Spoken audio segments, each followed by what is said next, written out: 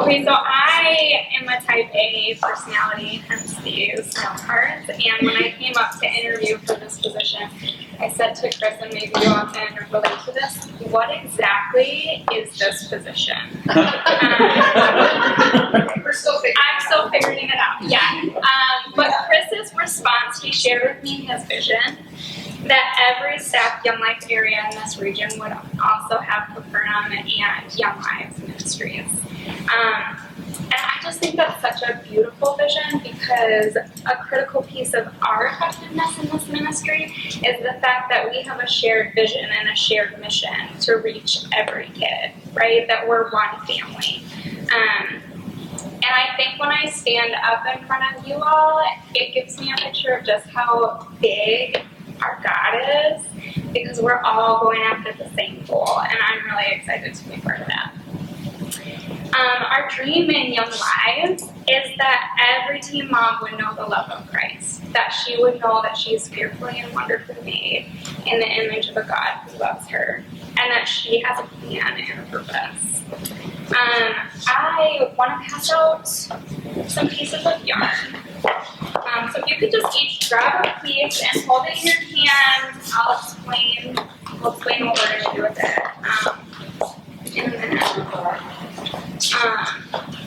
So my mother-in-law is a weaver, and she can take something that appears to be really insignificant to some, like one piece of yarn, and as she integrates it through the room with other seemingly insignificant pieces of yarn, she creates these beautiful, functional masterpieces. And so, pillows,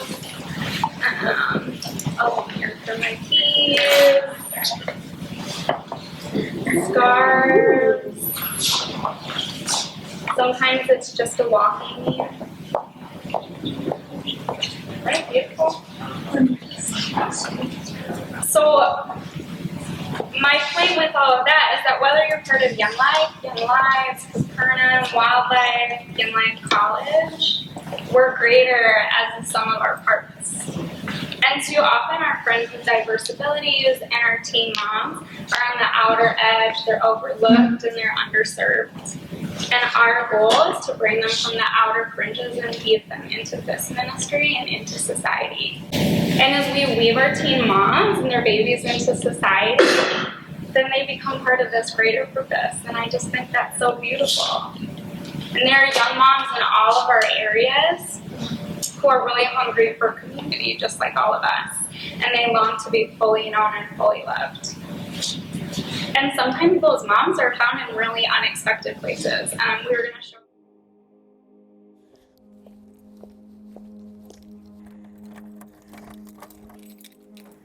Angel. My daughter's name is Angel Mahoro. She's 4 years old right now. I just thank God for her. English is my 5th language. Everywhere I go, I want to be able to talk. So I try to learn all the languages.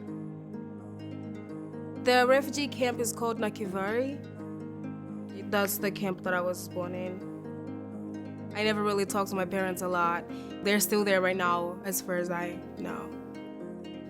I was born in Rwanda, in refugee camp. I left when I was 14. That's when I came here. The thing I really like to do is dance. At 14 years old, I did get pregnant with my daughter. My dad was very respected. A lot of people looked up to him, so it was very humiliating for him. We couldn't stay in the camp because I would have ended up having an abortion and my boyfriend would have been locked away. I went to the UNHCR and I told them my story, why I was running away. In that process, I was offered a chance to come here. So when I come here, it was really, really difficult to have a new baby and go to school at the same time because I love to connect with people. You still want to do the things you used to do. Sometimes it comes back. I feel like I've lived in so many different families Young Life has been like my other family. They started talking about camp before I even knew what they were talking about. When I show up, I love it when everybody's standing singing welcome, welcome. And like everybody was screaming at us, and we were at the dining, and I heard them say that there is a girl who wants to do an African dance. By the time we got to have a dinner, Miss Judy already taught them that to dance. I was like, thank you, Julie. It's my first time here. So I'm over here sitting like, oh my gosh, look at that. I wave everybody, and they're putting the song on. Before I turned around, I was already on the stage. She come to dance with me. The last time we saw each other was from the camp. Like, what was going on in your head right then, like, before you walked up onto the stage? I was feeling shy and scary. Oh, you were moving! Because I wasn't even sure what language you were going to be saying or anything, because Africa's huge. She said, you speak Kinyarwanda? I said, yes. And you said Kinyarwanda, I was like, oh my gosh! You showed around. We went to buy ice cream. Do you remember that when we went to buy ice cream? Girl, but I never finished mine. It doesn't happen every day to just meet someone and you're friends right away. It has impacted me just to know that you're not the only one. I was feeling lonely. God said, I'll send somebody to help you if you feel alone.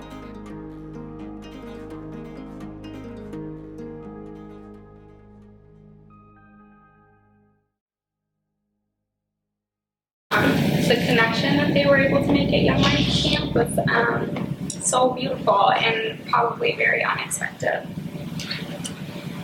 And I believe that it's our calling to seek those moms out, right? To seek out every kid. My husband's an accountant, and he'd be disappointed if I didn't mention any numbers in any presentation. So I'm going to give you some statistics really quick. National statistics tell us that 1/3 of young women become pregnant before the age of 20. And 1 out of 10 births in the U.S. is to a teenager. The U.S. has the highest rates of teen births in the Western industrialized world. And in the Midwest division alone, which is 11 states and 9 regions, in 2017, there were 34,000 teen births. And over 80% of those teens are coming from a place of poverty. And I know I'm new here, but that feels really stark to me, and that feels like a huge need. But I also want to take a minute because we have a lot to celebrate too. There are currently seven areas who have Young Lives right now, and I feel like,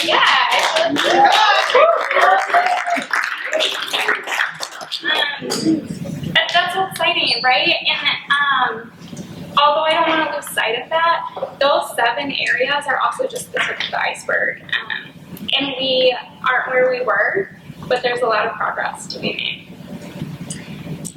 So what I want to do is talk practically with you. I know that each of your areas are probably at a different level of engagement with Young Lives, but I'll try to touch on all of those, and I want to give you just a couple ideas of how you can take some steps after this and engage with Young Lives a bit more.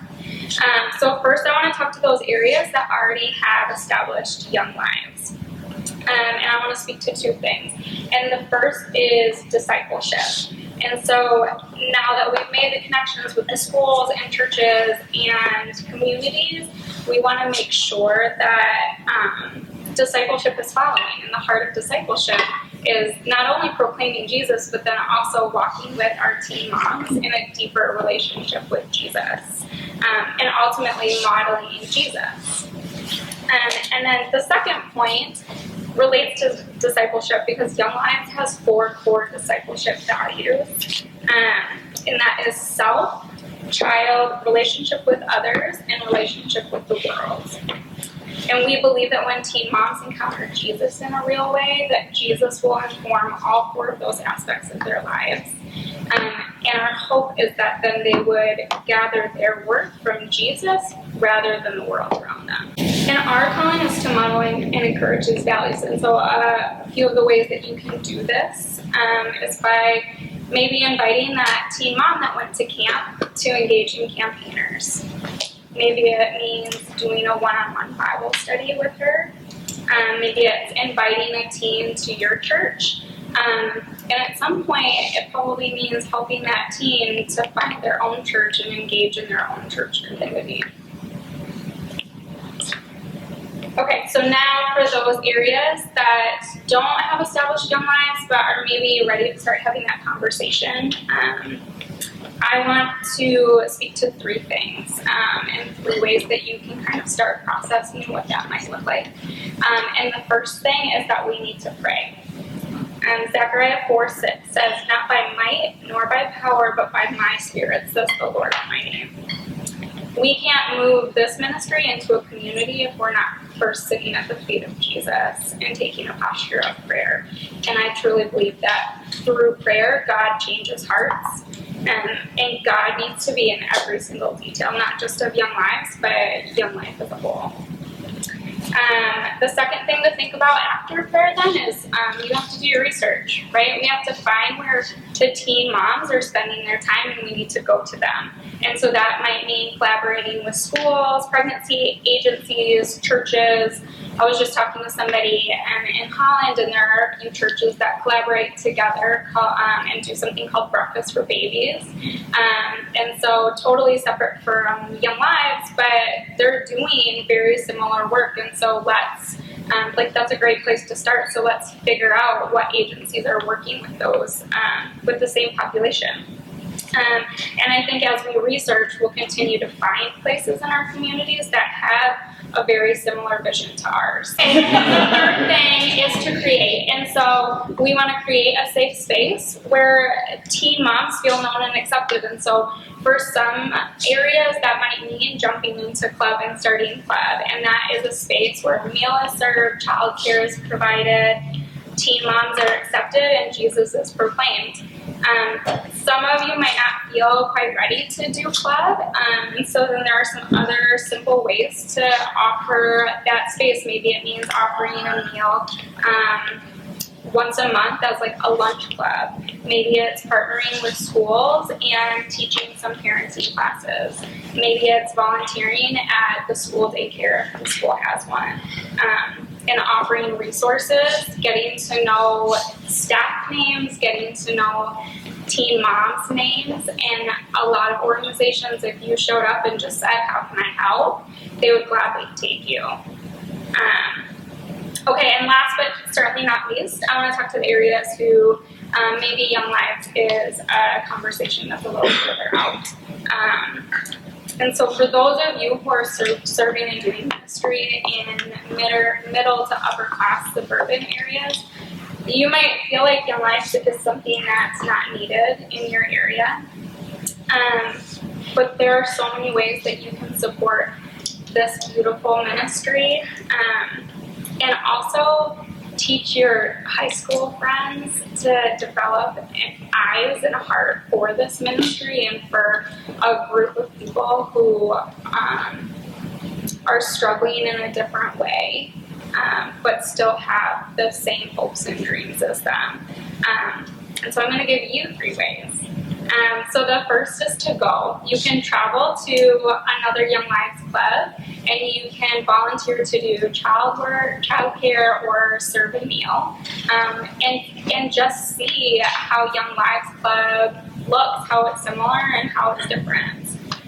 The second thing is you can is the word bring, and so take a group of Young Life kids to camp and be child care workers for Young Lives Camp.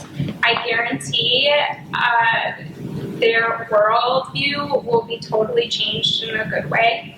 And I think that is like the most accurate description of what we do in Young Lives, and it's a really beautiful space to see how lives are changed. And